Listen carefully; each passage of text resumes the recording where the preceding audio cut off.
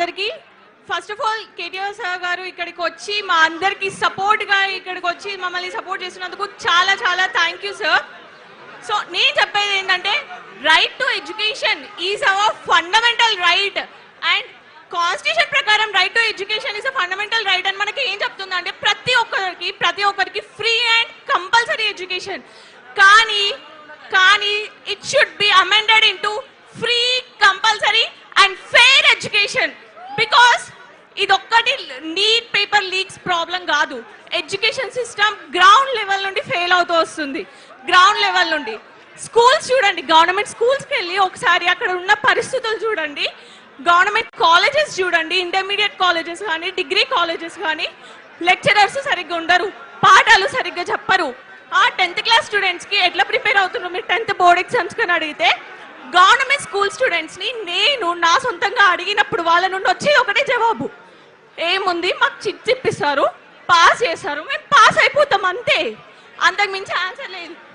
ఒక student chit ఇప్పిస్తారని నమ్మకం పెట్టుకొని పాస్ అయిపోతాం అనేసి అంటుంటే ఎడ్యుకేషన్ సిస్టమ్ ఏం చేస్తుంది, అసలు స్కూల్లో ఉన్న టీచర్స్ ఏం చేస్తున్నారు, ఆ ఎడ్యుకేషన్ సిస్టమ్ ఏం చేస్తున్నది?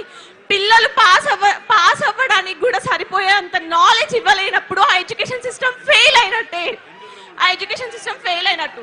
అండ్ మేము ప్రొటెస్ట్లు చేస్తున్నందుకు, సోషల్ మీడియాలో సపోర్ట్ చేస్తున్నందుకు యాంటీ నేషనల్స్ అనేసి అంటున్నారు. యాంటీ నేషనల్స్ అంటే ఎవరు? దేశ ద్రోహులు. మా రైట్ కోసం, మా ఫండమెంటల్ రైట్ కోసం మేము పోరాడుతున్నాము. అది కూడా మేము ఓటేసి మేము నమ్ముకున్న నాయకులని అకౌంటబుల్గా ఉండండి, మీరు చేసే పనులకి రెస్పాన్సిబుల్గా ఉండండి. మీరు చేసే పనులకని క్వశ్చన్ చేస్తే అది యాంటీ నేషనలిజం ఎట్లా అవుతుంది? అది ప్యూర్ డెమోక్రసీ అవుతుంది. డెమోక్రసీకి యాంటీ నేషనలిజంకి తేడా తెలుసుకొని యాంటీ నేషనలిస్ట్ అనండి ఫస్ట్ మీరు. అండ్ యాంటీ హిందూస్ అంటున్నారు. ఫస్ట్ ఆఫ్ ఆల్ సెంట్రల్లో బీజేపీ ఉన్నా, కాంగ్రెస్ ఉన్నా, కాక్రోచ్ జనతా పార్టీ వచ్చినా, ఎవరు వచ్చినా కానీ సిస్టమ్ ఫెయిల్ అయినప్పుడు అది ఎడ్యుకేషన్ సిస్టమే కానివ్వండి, ఇంకేదన్నా కానివ్వండి, సిస్టమ్ ఫెయిల్ అవుతున్నప్పుడు గవర్నమెంట్ ని క్వశ్చన్ చేసే బాధ్యత ప్రజలకు ఉంది.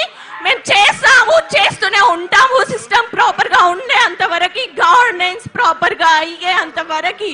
అండ్ సెంట్రల్ లో బీజేపీ ఉంది ఇప్పుడు ప్రెసెంట్ కాబట్టి డెఫినెట్ గా బీజేపీని క్వశ్చన్ చేస్తాం. బీజేపీని క్వశ్చన్ చేస్తున్నందుకు యాంటీ హిందూ అంటున్నారు. First of all basic common sense ఉండే religion is different, politics is different. Religion is personal beliefs, politics is a societal governance. దానికి తేడా తెలుసుకొని మాట్లాడండి. యాంటీ హిందూస్ అనడానికి ఫస్ట్ ఆఫ్ ఆల్ ఎవరి రిలీజియన్ కి వాళ్ళకి స్ట్రాంగ్ లాయల్టీ లేదా? ఒక పార్టీ మధ్యలో నిల్చొని ఈ రిలీజియన్ ని కాపాడతా అంటేనే నడుస్తుందా? అంత ఇన్ఫ్లుయెన్షియల్ మైండ్సా మీరందరూ? మీ రిలీజియన్ కోసం మీరు నిలబడలేరా? నాకు అర్థం కాదు. గవర్నమెంట్ ని క్వశ్చన్ చేయాల్సింది స్టేట్ సరిగ్గా నడవనప్పుడు, సిస్టమ్ ఫెయిల్ అవుతున్నప్పుడు. రిలీజియన్స్ కోసం కాదు. Politics is different and religion is different. అవి రెండింటిని వేరుగా చూసి మన నాయకుల్ని ఎన్నుకున్న రోజు మన బతుకులు బాగుపడతాయి. అది తెలుసుకోండి. ఫస్ట్ క్యాస్ట్ ని బట్టి, రిలీజియన్ ని బట్టి వీళ్ళు నా కులముడు, వీడు నా రిలీజియనుడు, నేను ఈయనకు ఓటేస్తే మా కులం బాగుపడుతుంది, మా రిలీజియన్ బాగుపడుతుంది అనుకున్న రోజులు అట్లాంటి ఓట్లు వేసే వాళ్ళ బతుకులు మారవు, మా బతుకులు మారనివ్వరు. ఇది మార్చుకోండి first. And one more thing, ఇది కేవలం నీట్ పేపర్ లీక్స్ విషయం కాదు. మళ్ళీ చెప్తున్నాం, ఎంటైర్ ఎడ్యుకేషన్ సిస్టమ్ సెట్ అయ్యేంత వరకు మా Gen Z and each and every other students, each and every one, we will protest, we will keep on doing the protest because education is our fundamental right. We will fight for our fundamental rights no matter whatever happens. And ingokati ప్రొటెస్ట్లు చేస్తున్నందుకు falls కేసులు పెట్టి బుక్కలలో పెడతారా? పెట్టండి. ఒక్కరిని పెడతారు, ఇద్దరిని పెడతారు, మా తర్వాత సపోర్ట్ ఇంకొకరు వస్తారు, ఆ తర్వాత సపోర్ట్ ఇంకొకరు వస్తారు. అందరినీ తీసుకుపోయి మీరు బొక్కలు పెట్టిన తర్వాత మా రక్తమే ఇట్లుంటే మమ్మల్ని కన్నా మా తల్లిదండ్రుల రక్తం ఎట్లుంటుంది? పిల్లల్ని తీసుకుపోయి ఫాల్స్ కేసులు పెట్టి మీరు బొక్కలలో పెట్టుంచితే మా తల్లిదండ్రులు ఊరుకుంటారా? తల్లిదండ్రులు కూడా దిగుతారు ప్రొటెస్ట్లకి. దేశం ప్రొటెస్ట్లో దిగిన తర్వాత ప్రాపర్ గవర్నెన్స్ కోసం ఒక్కడివి సెంట్రల్లో కూర్చొని ఏం చేస్తావు?